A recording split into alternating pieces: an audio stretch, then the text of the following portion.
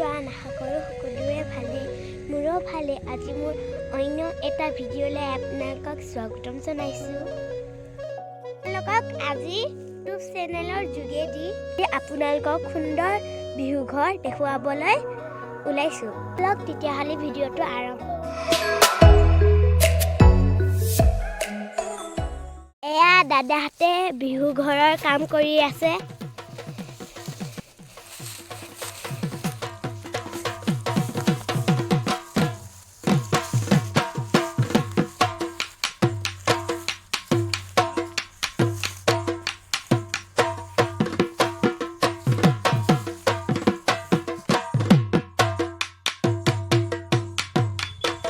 দুজন দাদাই এই বিহু ঘৰখন সাজি ওলাইছে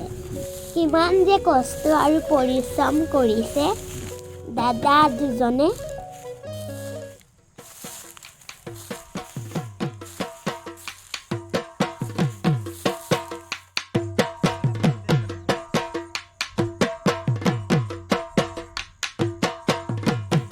আপোনালোকৰ বিহু ঘৰখন সাজিবৰ কাৰণে কিমান দিন লাগিল আৰু বা যে কিমান গ'ল আমাৰ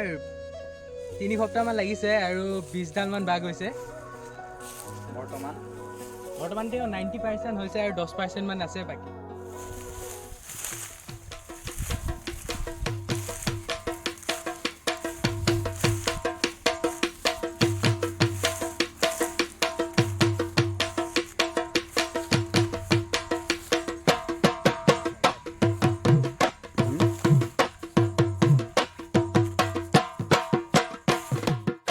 বিহু ঘৰখন সাজিবৰ কাৰণে কিমান টকা গৈছে বৰ্তমান লগাতে টকা যোৱা নাই সব বস্তু আমাৰ গাঁৱলীয়া নাই গাঁৱতে পায় বাঘ খেৰলৈ বনোৱা হৈছে বাঘ খেৰটো গাঁৱতে পায় মোৰ চেনেলৰ যোগেদি অসমবাসীক ভোগালী বিহুৰ আন্তৰিক শুভেচ্ছা জনালোঁ আপোনালোকে সকলোৱে মোক মৰম চেনেহ আৰু আশীৰ্বাদ দি আগুৱাই লৈ যাব বুলি আশা কৰিলোঁ ঘৰত ৰাইজে কিহৰ লগত ভোজ খাব আমাৰ এইবাৰ খাচী আছে তাৰ পৰা হাঁহ আছে তাৰ পৰা মাছ আছে ভিতৰখন চাকি মজা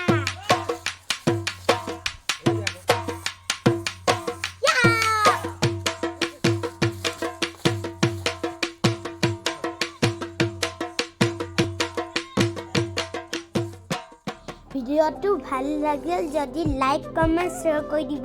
আৰু ওচৰতে থকা বেল আইকনটো প্ৰেছ কৰি দিব আজিলৈ আহিলোঁ বাই বাই